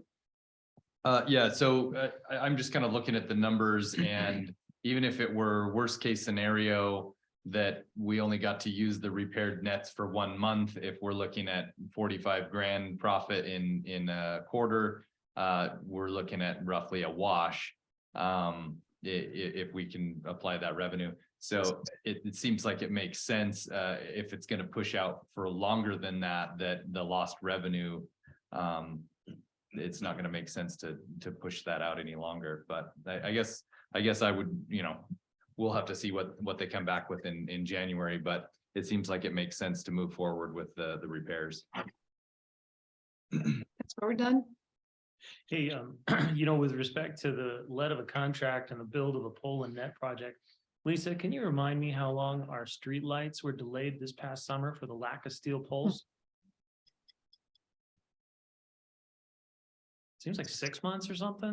So it was 6 months this last year, but the prior year when we were working on the one at Moulter, there was a hurricane that took out apparently the only company in the nation that does these type of signal poles. And we ended up waiting almost 18 months. So I guess my perspective is the lead contract and the connection to delivery could be a while. Put the microphone on. Thank you, Tom. Yeah, just get a little closer. All right, anybody else have any questions or comments? All right, not seeing any. All in favor of approving the quote from Northwest Turf Solutions for the driving range net repairs, please say aye. Aye. Any opposed? All right, looks like we have 6-0. Am I reading that correctly?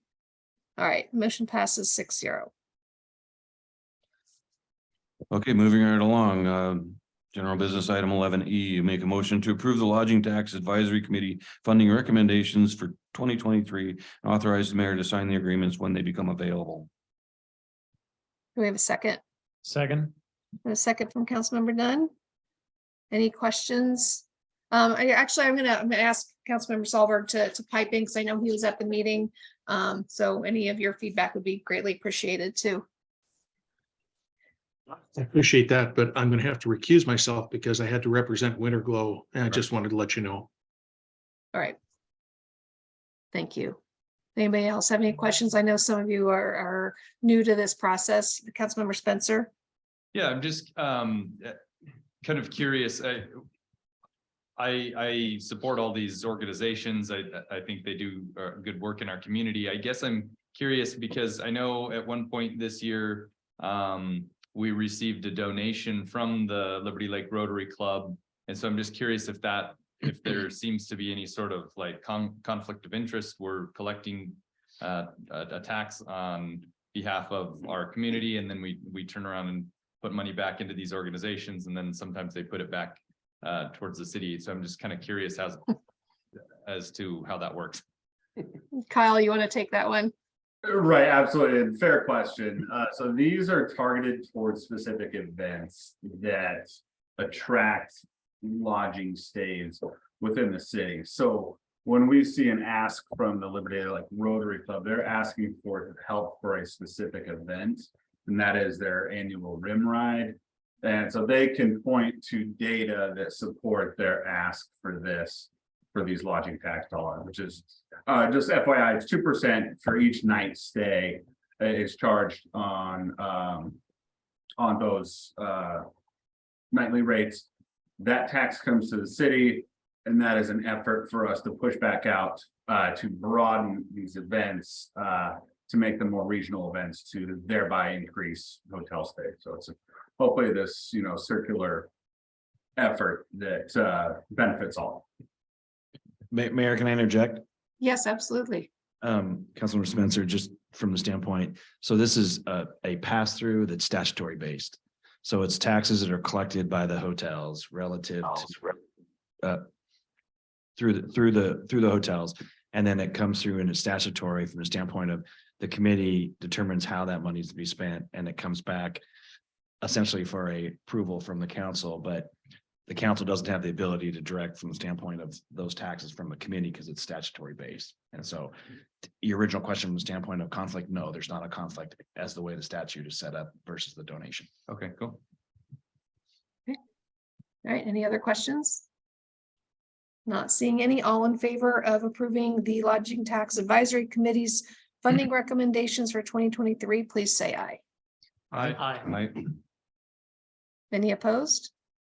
All right, motion passes 6-0. 5-0, Your Honor. Oh, 5-0. Sorry, yes, Tom had to recuse himself. Thank you for that. Okay. Yeah, me. Yep. Making notes. Next item, 11F, will make a motion to approve the annual renewal with next request in an amount of $8,232.84. Do you have a second? Second. Thank you. Second by Councilmember Dunn. Questions? Comments? All right, not hearing any. All in favor of approving the annual renewal with next request, please say aye. Aye. Any opposed? All right, motion passes 6-0. Business item 11G, make a motion to approve the annual renewal with Springbrook in an amount of $20,266.16. We have a second. Second. We have a second by Councilmember Spencer. This is our accounting software. Does anybody have any questions or comments? Not hearing any. All in favor of approving the annual renewal with Springbrook, please say aye. Aye. Aye.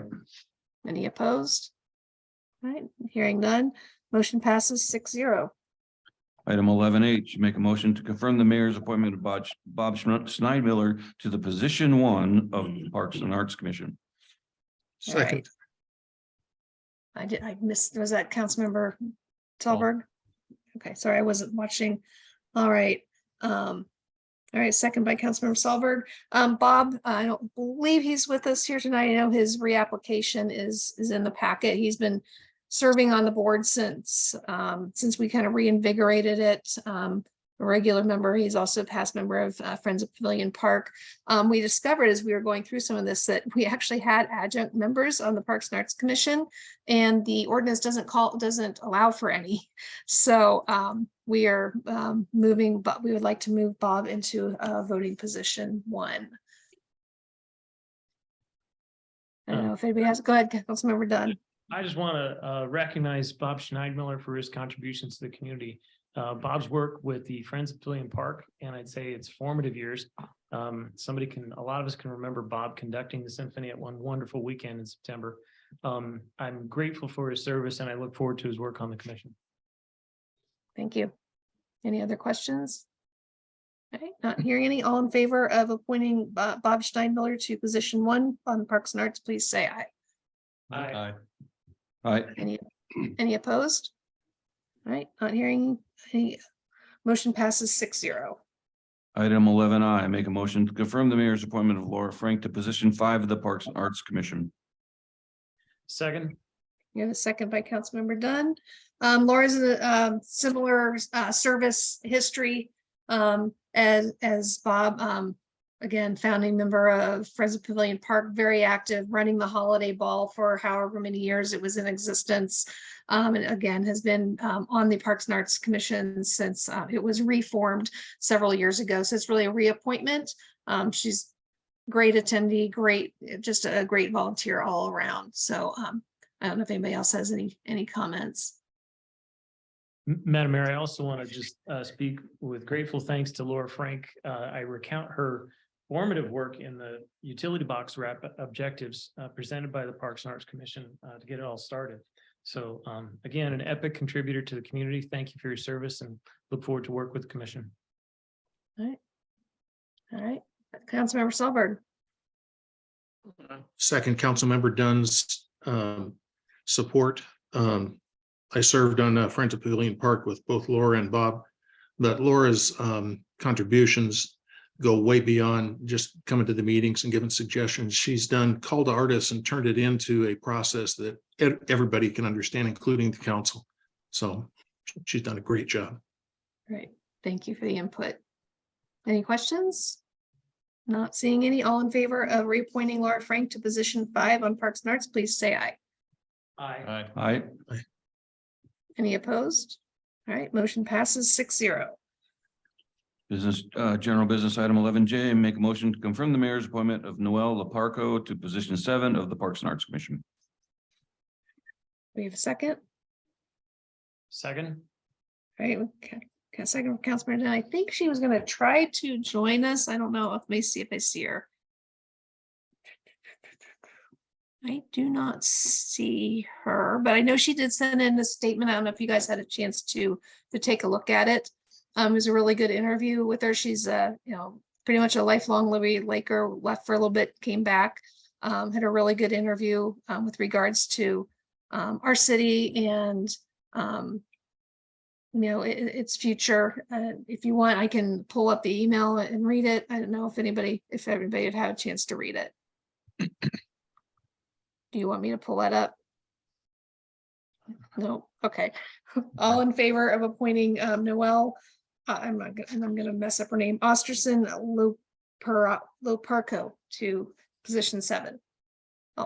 Please say aye. Aye. Aye. Any opposed?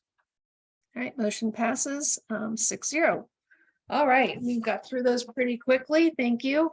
Now, next up is council comments. Anybody have anything to add before we move on to our resolutions? Mayor Yes. Pro Tem. Yep, thank you. I just want to make a comment on our agenda packet. I really appreciate the fact that on the bottom left corner of every page is the page of the overall document. Because that's my go-to. All right, so whoever decided to do that, I'm guessing Kelsey, thank you so very much. So in the future, when you hear me refer to page 100 of 219, you'll be able to quickly identify where that is. Thank you. And Merry Christmas. It's the little things that count. I It's a love big it. difference. I love The it. gift that keeps on giving. the whole year. All right. Well, then let's go ahead and jump into resolutions. Our first one is for the personnel manual update. Resolution number 02-047I, a resolution of the City of Liberty Lake, Washington, amending the adopted personnel policy for all employees of the City of Liberty Lake. All right. You want, do you guys We can have Heidi do the presentation real quick and then we'll take the motion in second. And then I don't- discussion. I don't have a presentation, Mayor. Okay. It was just simply updates related to council's approval of switching to semi-monthly versus monthly payroll. So a lot of that verbiage changes along with accruals per pay period versus on a monthly basis. Councilmember Cargill, go ahead. Can I just ask a quick follow-up on that? What is the cost difference for us to do monthly versus semi-monthly? Nominal, the transactional. Okay. Can you remind me who we do our payroll through? So our payroll software is the same as our accounting software, and that's Springbrook. Okay, thank you. And if I remember correctly, this is not affecting council and mayor pay periods, correct? Or did we go to twice? I believe this is citywide, so this would be. Okay. with We had both- talked about maybe just keeping us at once a month, but I'm sure no one will object. Correct, right, so. Mayor? Yes. Yeah, well, I guess I have to follow up on that question, because when I read through the document, I know Kyle just said it's minimal, and I'm not here to question Kyle, but we have north of how many employees now? 70? And maybe it's just a click of the button and it spits out paychecks, or it's all direct deposit. So Kyle, can you help me understand how doing payroll once a month versus twice a month is minimal?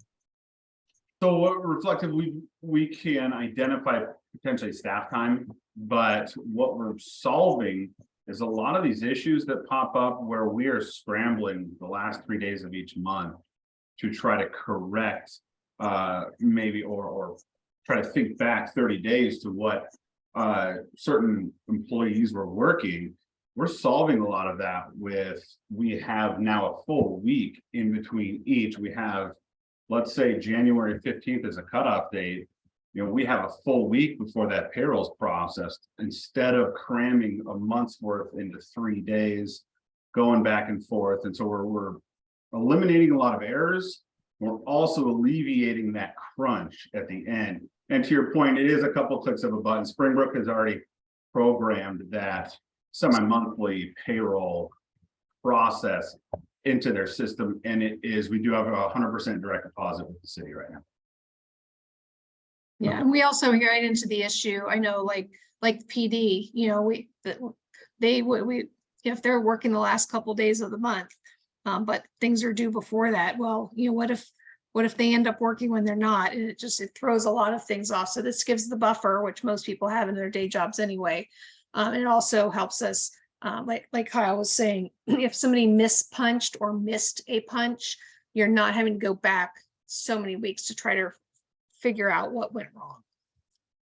Fair enough. Can I ask one more question? Sure. On page 131 of 219, it refers to annual vacation days. Can somebody speak to the purpose of changing from 10 to 12 days and length of service 0 through 4 years? Yes, currently the previous rate was 6.67 hours a month, and our part-time 30-hour employees accrue 6 hours.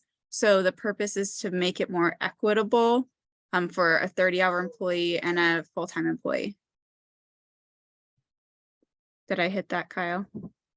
Correct. So what you have is an inequity between the full-time 0 through 5 years and the part-time. And so if you piece out, you know, what that part-time would in theory earn, if they're full-time is 8 hours instead of the 6.67 that we currently award for full-time 0 through 5. And you can extrapolate that through, so like, you know, 10 through 15, 15 through 20, those increments all are based off of what you can see on the part-time. The only inequity that we see is the 0 through 5. I'll say no more. Okay, any other questions? All right, not hearing any. All in favor of, oh, Mayor, sorry, we need a first and a second. Oh, I'm sorry. You want me to make a motion now? Yeah, I'll make a motion to approve resolution number 02-047 I, personal manual update. Is that a one or an I, Kelsey? It's an I. Okay, I just want to make sure. Do we have a second? Second. Okay, got a second from Councilmember Dunn. Any further questions, discussion? Okay, Council, go ahead, Councilmember Solberg. Just a comment. Since this was only 60 of our 219-page, I thought that it was very well done, Heidi. Was understandable. We had to go through and do this at the state level, and I thought that you simplified it and made it easy to reference as well. Good job. Thank you, Councilmember Solberg. All right. Not hearing any other questions. All in favor of, sorry. Yeah, public comment. I'm getting there. So I don't know if anybody is back in chambers, no visitors. So if anybody has a comment from our Zoom audience or in council chambers on resolution 02-047I, please let us know. You can send a note to Todd in the chat function. Todd, anything? One at a time. Todd, you have anybody? No, Mayor. Okay, thanks. Sorry, couldn't hear. All right, so no public comment. Now we'll go to the council vote. So all in favor of approving resolution 02-047I, please say aye. Aye. Aye. Any opposed? All right, motion passes 6-0.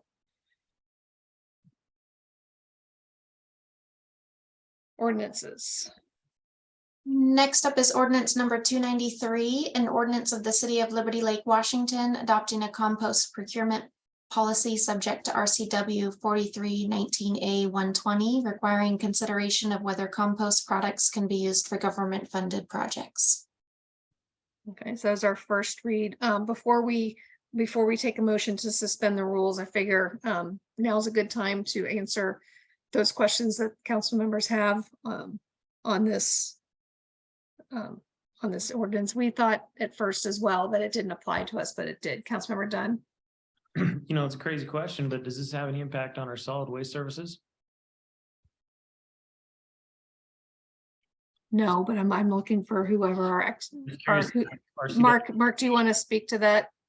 It doesn't have any direct impact on our solid waste provider other than referencing the fact that by RCW, the fact that we have solid waste provision in organics, the fact that we have that service subjects us to the law. And so it doesn't impact the collection of solid waste. It doesn't impact the fee structure of solid waste, but it joins us to the requirement. I'll just speak in reference to other areas in Washington, which include composting as a solid waste collection service. So if there's no impact in the RCW, that's all I'm looking for is clarification. Great. Thanks. Any other questions for Mark? Yeah, I'll jump in, Mayor. Okay. Thank Go you. ahead. And Mark and I have talked about this previously today. I'll just throw that out there. As I read the RCW, and I understand Mayor and Mark, you're getting interpretation from Department of Ecology. Is that correct? That's one of the interpretations. That's one of the interpretations. Yes. And I read the brochure, what the whatever you want to call it, the memo that you sent out from Department of Ecology. But it clearly says right here in the RCW that it applies to cities or counties with a population greater than 25,000 residents and has an organic material collection service, meaning solid waste management. So we don't, in my mind, we don't meet the resident number to have to do this. It doesn't say and or, it just says and. So the first one does not apply to our scenario because we're not a big enough city. So for me, the Department of Ecology taking what I have printed off right here in the RCW and then saying it's both, it's not one or it's not one and the other, it's both.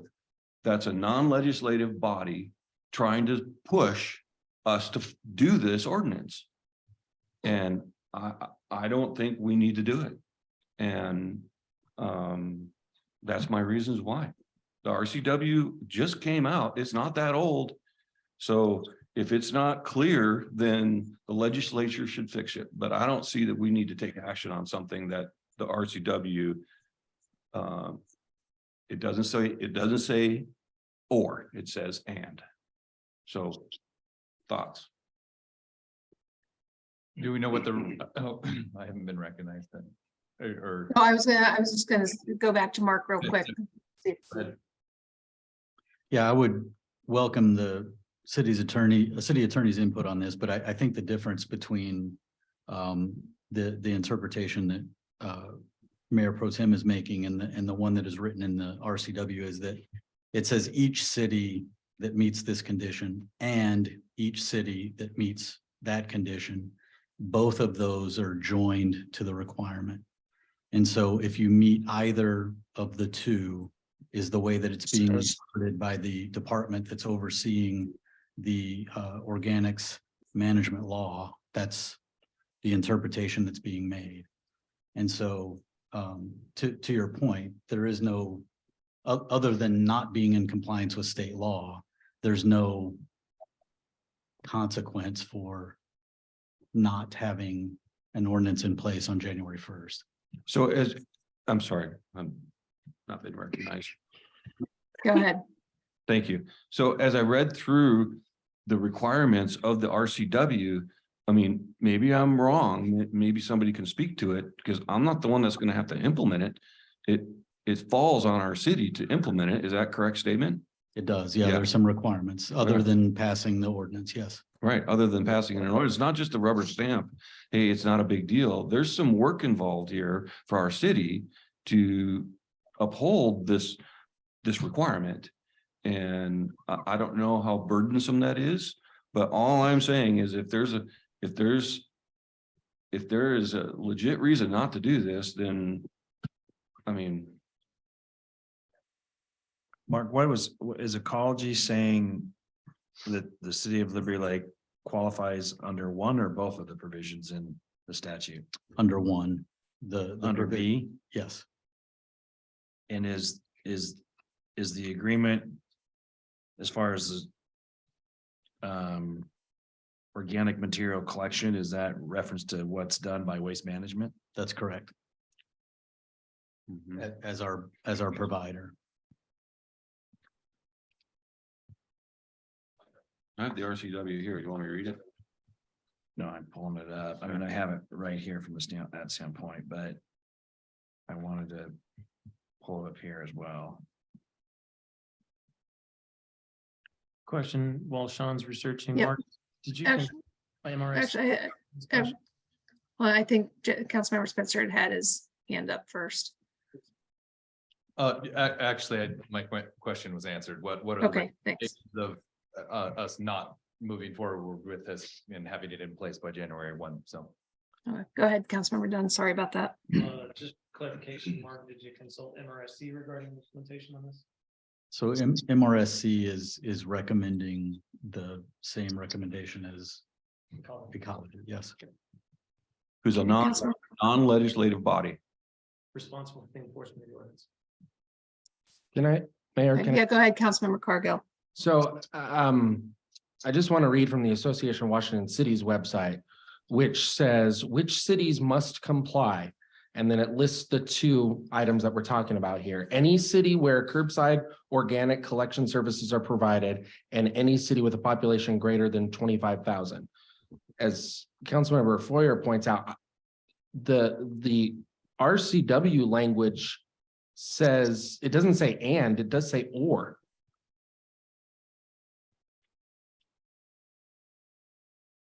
So that would be my confusion is.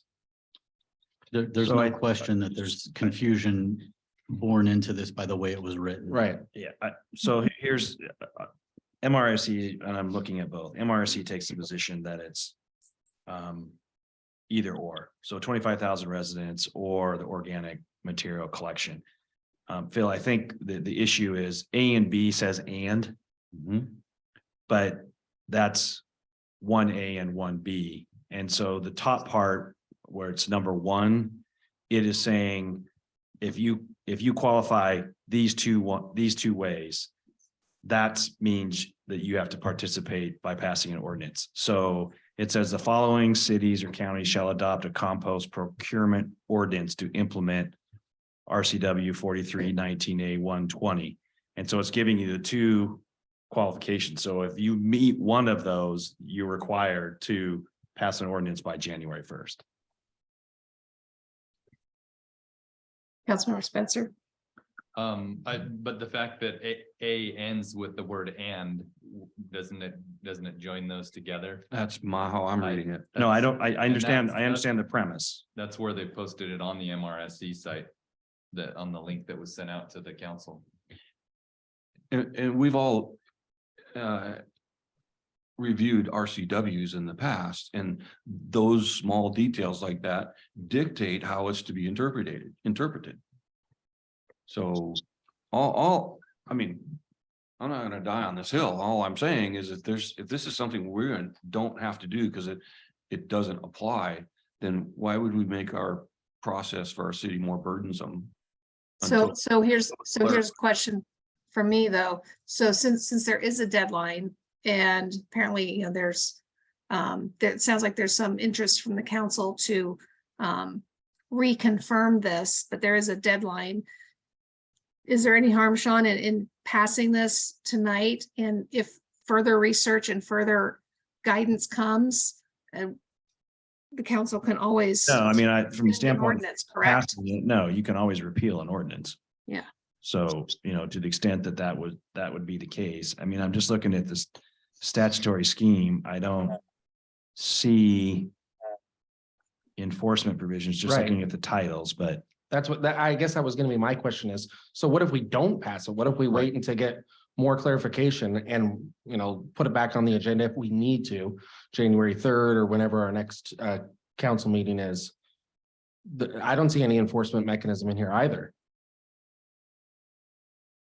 I mean, there's reporting requirements, it looks like. Which don't take effect until 2024, so. Right. It's a ways away, yeah.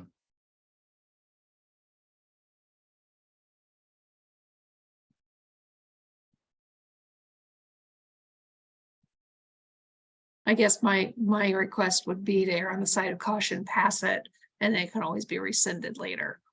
Well, here's the other thing too, is you're wanting to advance it in a second read. You can just leave it as a first read now. It's not going to come, it'll come back as a second read in January anyway. So from that standpoint, in order to pass it tonight, there was a need to suspend the rules. So you could leave it as a first read and then after the first of the year at the next meeting, decide if you want to pass it or not. That's another alternative. Because right now, just as a first read, we would just leave it there and move on to the next ordinance. Nothing would Yeah, happen. and then have anyway. the same discussion in January. Well, I'll look into it further. Oh, from I that got you, I got standpoint, between now and then. I don't see the harm in getting a letter from the state saying You're 3 days late. 3 days late, a month late, a year late. I mean, I'd like to hear from some other council members. Councilmember Solberg. I've been involved in writing RCWs, and I do not believe this one is clear. And I'm not in favor of following something that is unclear. And as other council members have stated, putting the city in a position to have an ordinance that is not clear.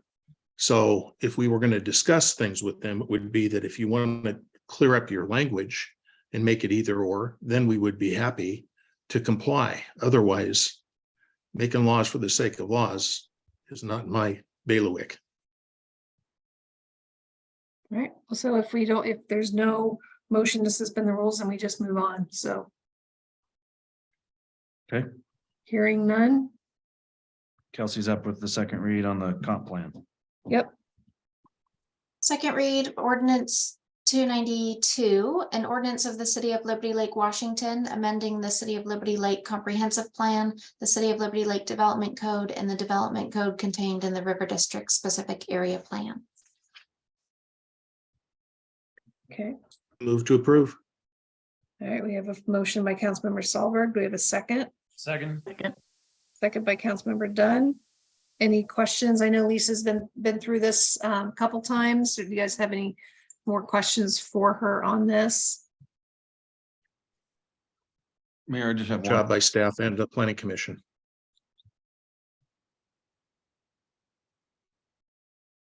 Yeah, no.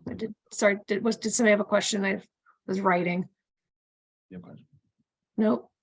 All right, well, No, if there's, no questions. okay.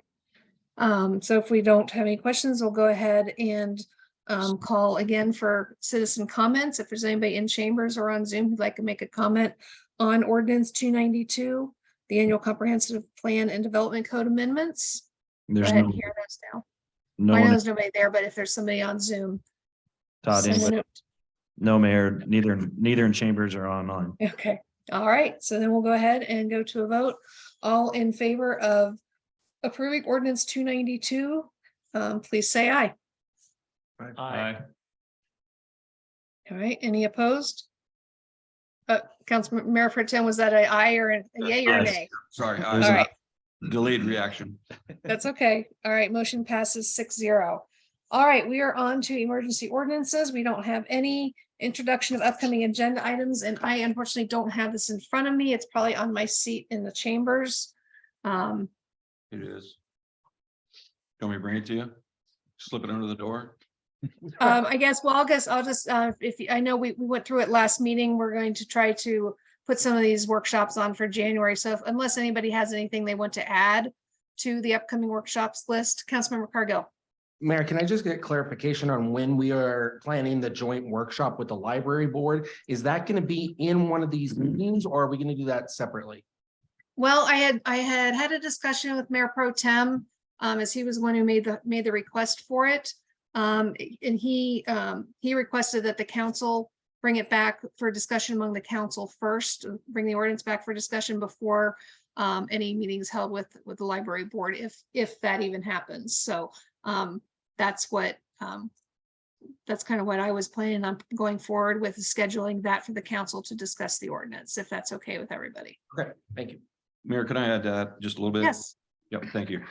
Since it was my motion made, after the meeting, I met with one of the trustees, the chair of the trustees, and we had a discussion about what the intent of a joint meeting right out of the gates would be. And I think at that point, it was pretty clear that maybe this body needs to decide what it really actually wants going forward before we engage the trustees. So anybody have any issues with changing that just a little bit? I know it was a motion made, but no. So then can we put that in a workshop of some kind in the Yep. month of January? Yeah, we'll go over some of these in the director's meeting tomorrow morning, so we'll make sure we add that to the list, and then we'll go through the calendar tomorrow. One thing I want to clarify on the list here, Mayor, it says January 24th for the code of ethics, but aren't we meeting on the 17th? Our meetings are what, the 3rd and the, Yes. yeah, you're right. We'll relook at that date. I'm assuming that wasn't going to be a special meeting. We weren't planning on it. Okay, thank you. Okay. All right, so hearing no more upcoming agenda items, we are back to citizen comment. So one more try. I guess there's nobody in chambers. Does anybody on Zoom want to make a citizen comment? Yes, Mayor, there is. Oh, okay. Brian Asmus. Hi, Brian Asmus. Welcome. And just remember, you've got 3 minutes. All right. Thank you, Mayor, members of the council. Can you hear me okay? We can. Excellent. I just want to say on behalf of the Spokane Valley Fire Commissioners, Happy New Year, Merry Christmas, Happy Holidays. Appreciate the partnership and all the work that the city does in cooperation with the fire district. And so I hope you all have a restful holiday. And on behalf of Liberty Lake Centennial Rotary, thank you for approving the lodging tax allocation. That does go to support our RIM ride, which in turn those funds are used to help improve the community as well. So Merry Christmas to all, and look forward to working with all of you next year. You still have 2 minutes and 10 seconds left for a poem. Yeah, not ready for that, Mayor. I'm not prepared for the poem. I'm afraid. Okay, all right.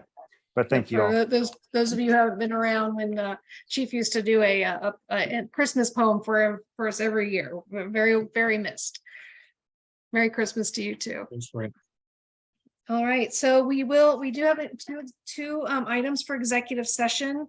One regarding potential litigation per RCW 42.30.110(1)(I), and regarding personnel matters per RCW 42.30.110(1)(G). It is now 9:05. We are going to, those of you who are remote, stay on. I'm going to take my computer into the small conference room for those of us who are here. I will wear my mask in there. So why don't we convene in there in a couple minutes, say 9:10, and then we'll expect to be out. Let's give ourselves 20 minutes to start. So we'll come back out at 9:30. Okay. So if those of you who are still on by Zoom, if you want to hang out, feel free, but we are not going to be making any decisions, and we will adjourn when we get out. Thanks, everybody.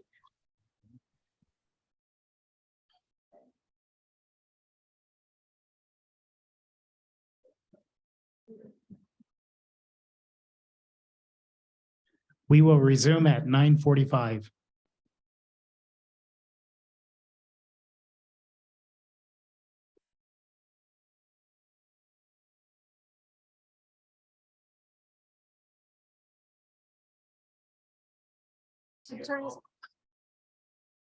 All right, hi, everybody. We are out of executive session, and there's no decision made. We are adjourning here at 9:45. Have a great holiday and safe New Year.